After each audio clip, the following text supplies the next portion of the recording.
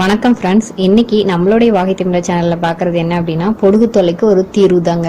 இது நான் ரியலாக உணர்ந்ததுனால உங்கள் கூட இதை ஷேர் பண்ணிக்கிறேன். இது வந்து நல்ல ஒரு ஹோம் ரெமடியாக இருக்குது. கண்டிப்பாக பொடுகு தொல்லையினால் அவஸ்தப்படுறவங்க நிறைய பேர் இருப்பாங்க. இன்னைக்கு தலை குளிச்சாங்க அப்படின்னா ஒரு 2 நாளில் ரொம்ப அரிப்பு ஏற்படும். அது காரணம் அந்த பொடுகு இருக்கிறதுனால உங்களுக்கு வந்து பார்த்திங்கன்னா அரிப்புத்தன்மை மட்டும் இல்லாமல் முடி உதிர்வு ஏற்படும். நம்மளுக்கு வந்து முகத்துலேயும் வந்து பார்த்திங்கன்னா பருக்கள் வர்றதுக்கு நிறைய வாய்ப்புகள் இருக்குது. இது ஒரு 2 முறை நீங்கள் பயன்படுத்தினா போதும், அந்த பொடுகு வந்து சுத்தமாக க்யூர் ஆயிடுது. இந்த லைவ்ல என்னுடைய குழந்தைக்கு நான் வந்து ஒரு 14 இயர்ஸ் இருக்கக்கூடிய என்னுடைய குழந்தைக்கு வந்து பயன்படுத்தி பார்த்துட்டு தான் நான் உங்களுக்கு கொடுக்குறேன். இது வந்து நல்ல ஒரு ஹோம் ரெமடியாக இருக்குது. தயவு செஞ்சு பயன்படுத்துங்க. இப்போ வாங்க அதை எப்படி ப்ரிப்பேர் பண்ணலாம் அப்படிங்கிறத பார்க்கலாம். வீடியோக்குள்ளே போகிறதுக்கு முன்னாடி ஆஸ் யூஷுவலாக இதுதான் முதல் முறையாக நம்ம வாகை தமிழ சேனலில் பார்க்குறீங்கன்னா மறக்காமல் சேனலை சப்ஸ்கிரைப் பண்ணிக்கோங்க. சப்ஸ்கிரைப் பண்ணால் மட்டும் பத்தாது, பக்கத்தில் இப்படி பெல் ஐக்கானை கிளிக் பண்ணிங்கன்னா தான் இந்த மாதிரி பயனுள்ள தகவல் உங்களை தேடி வரும். இதுக்கு வந்து நம்ம பண்ணக்கூடியது என்ன அப்படின்னா சோற்று கற்றாழை, அதாவது ஆலிவரான்னு சொல்லக்கூடிய சோற்று கற்றாழையை பயன்படுத்தி தான் நம்ம வந்து இது வந்து தயார் பண்ண போகிறோம். இது ஒன்றும் இல்லைங்க, ரொம்ப சிம்பிளான விஷயம். சோற்று கற்றாழை அப்படின்னாவே உங்களுக்கு நல்லாவே தெரியும். என்னதுன்னா தலை முடி வந்து நல்ல கருமைத்தன்மை கொடுக்கறதுக்கும், அது மட்டும் இல்லாமல் தலையில் இருக்கக்கூடிய இது பொடுகு நல்லா நீளமாக வளர்றதுக்கு, இந்த மாதிரி வந்து அது மட்டும் இல்லாமல் ஃபேஸில் அப்ளை பண்ணிக்கலாம். அந்த மாதிரி நிறைய நல்ல விஷயங்கள்லாம் இருக்குது. ஆலிவேரா ஜெல் அப்படின்னு சொல்லிட்டு நம்ம போய் கடைகளில் வாங்கி பயன்படுத்துறதை தவிர்த்துட்டு இந்த மாதிரி நம்ம வீடுகளிலேயே வளர்த்துட்டு பயன்படுத்திக்கலாம். மேலும் இது வந்து இது முடி இதுக்கு தகுந்த, இது மட்டும் இல்லாமல் உடலுக்கு உள்ளுக்குள்ளார நீங்கள் எடுத்துக்கலாம். அவ்வளோ சத்துள்ளது, நல்ல குளிர்ச்சி தன்மையை கொடுக்கக்கூடியது. இதை பயன்படுத்தி எப்படி சட்னி செய்யலாம். மேலும் வந்து கர்ப்பப்பை கோளாறு இருக்கிறவங்க, அதாவது கர்ப்பப்பையில் நீர் கட்டி, இந்த மாதிரி ஃபைப்ராய்டுன்னு சொல்லக்கூடிய நீர் தசை கட்டிகள்லாம் இருக்கிறவங்க இதை ரெகுலராக எடுத்துகிட்டு வந்தால் அதை வந்து குறைக்கும். இதை பற்றிய டீட்டெயிலான வீடியோ நான் வந்து ஏற்கனவே நான் ப்ளே பண்ணியிருக்கேன். அதனுடைய லிங்க் நான் டிஸ்கிரிப்ஷனில் கொடுக்குறேன். தயவு செஞ்சு செக் பண்ணி பாருங்கள். இது ரெகுலராக நீங்கள் எடுத்துகிட்டு வரும்போது கண்டிப்பாக உங்களுக்கு வந்து என்னதுன்னா இந்த மாதிரி பிரச்சனைகள் எல்லாத்துலேயுமே தீர்வு ஏற்படும். சரிங்களா? இப்போ வாங்க நம்ம எப்படி வந்து தலைமுடிக்கு எப்படி தயார் பண்ணலாம் அப்படிங்கிறத பார்க்கலாம். நல்லா இதை வந்து கற்றாழை வந்து ஒரு சின்ன பீஸ் அளவு இருந்தால் போதும். இதுக்கு ரொம்பலாம் தேவையில்லை. இதை கட் பண்ணதுக்கப்புறம் இந்த மாதிரி தான் இருக்கும். அதை வந்து நீங்கள் என்னதுன்னா தலைகீழாக கமத்தி வச்சிட்டிங்கன்னா தான் அதில் இருக்கக்கூடிய எல்லோ கலரில் இருக்கக்கூடிய ஒரு ஜெல் இருக்கும். அந்த ஜெல் வந்து என்ன பண்ணணும்னா ஃபுல்லாக வெளியில் வந்துடணும். இல்லைன்னா ஒரு விதமான அரிப்புத்தன்மை கொடுக்கும் அப்படின்னு சொல்லுவாங்க. அதனால் இப்படி நீங்கள் கமத்தி வச்சிட்டிங்கன்னா ஒரு 15 to 20 மினிட்ஸ் வச்சிங்கன்னா கூட போதும், அந்த ஜெல் எல்லாம் வெளியில் வந்துடும். அதுக்கப்புறம் நீங்கள் என்ன பண்ணிக்கலாம் அப்படின்னா இவ்வளோ கற்றாழை தேவையில்லை, நம்மளுக்கு ஒரு சின்ன பீஸ் அளவு இருந்தாவே போதுமானது. இப்போ வந்து பார்த்தீங்கன்னா இதுக்கப்புறம் நான் இதை வந்து என்ன பண்ணுறேன்னா இவ்வளோ தான் எடுத்திருக்கேன். ஒரு சின்ன பீஸ் அளவு தான் நான் எடுத்திருக்கேன்.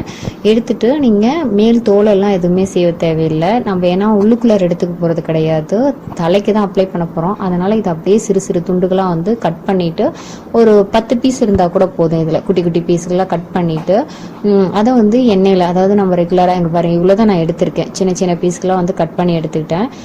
இதை தான் வந்து நம்ம என்ன பண்ண போகிறோம்னா எண்ணெயில் போட்டு நல்லா வந்து கொதிக்க வைக்க போகிறோம். சரிங்களா? இப்படி கொதிக்க வச்சிங்க அப்படின்னா அதில் இருக்கக்கூடிய எசன்ஸ் எல்லாமே இதில் இறங்கிரும்.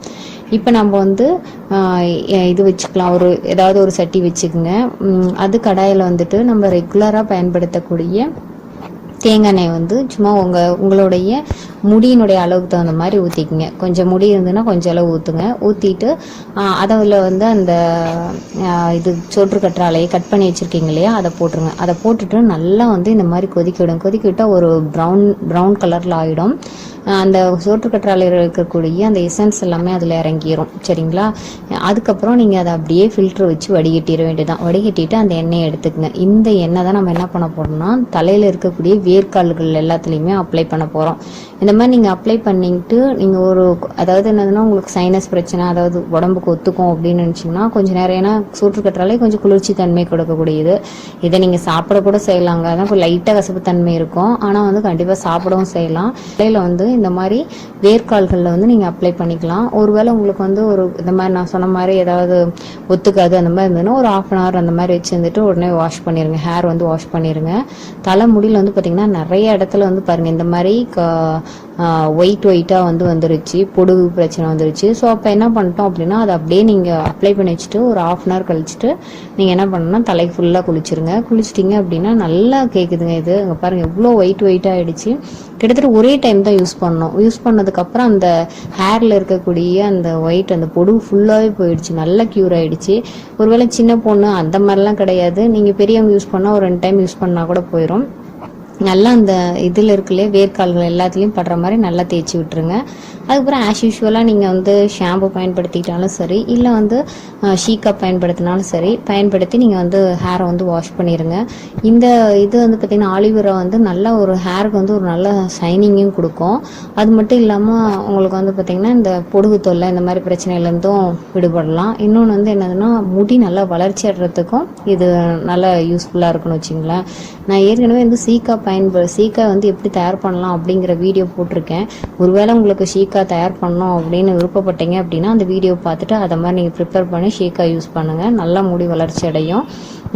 இதை நீங்கள் இந்த நான் சொல்லக்கூடிய ஆயிலை வந்து ரெகுலராக நீங்கள் டெய்லி யூஸுக்கு கூட நீங்கள் பயன்படுத்திக்கலாம். ஆனால் வந்து நம்ம என்னதுன்னா இது இந்த மாதிரி பயன்படுத்துறது இல்லை, ஏன்னா ரொம்ப அந்த குளிர்ச்சி தன்மை இருக்கிறதுனால நம்ம பயன்படுத்துறது இல்லை. நீங்கள் ஒரு 1/2 hour வச்சுருந்துட்டு குளிச்சு பாருங்கள், கண்டிப்பாக பொடுகு பிரச்சனையிலேருந்து விடுபட்டுடலாம். இது நிறையெல்லாம் உணர்ந்ததுனால உங்க கூட நான் ஷேர் பண்ணிக்கிறேன். கண்டிப்பாக ஃப்ரெண்ட்ஸ் இது உங்களுக்கு ஒரு பயனுள்ள தகவலாக இருக்குன்னு நினைக்கிறேன். இந்த தகவல் உங்களுக்கு பிடிச்சதுன்னா மறக்காமல் உங்கள் ஃப்ரெண்ட்ஸ் கூட ஃபேமிலி மெம்பர்ஸ் கூட ஷேர் பண்ணிக்கங்க. இந்த மாதிரி தகவல்களை பார்க்குறதுக்கு மறக்காமல் நம்ம வாகை தமிழா சேனலில் சப்ஸ்கிரைப் பண்ணி வச்சுக்கோங்க.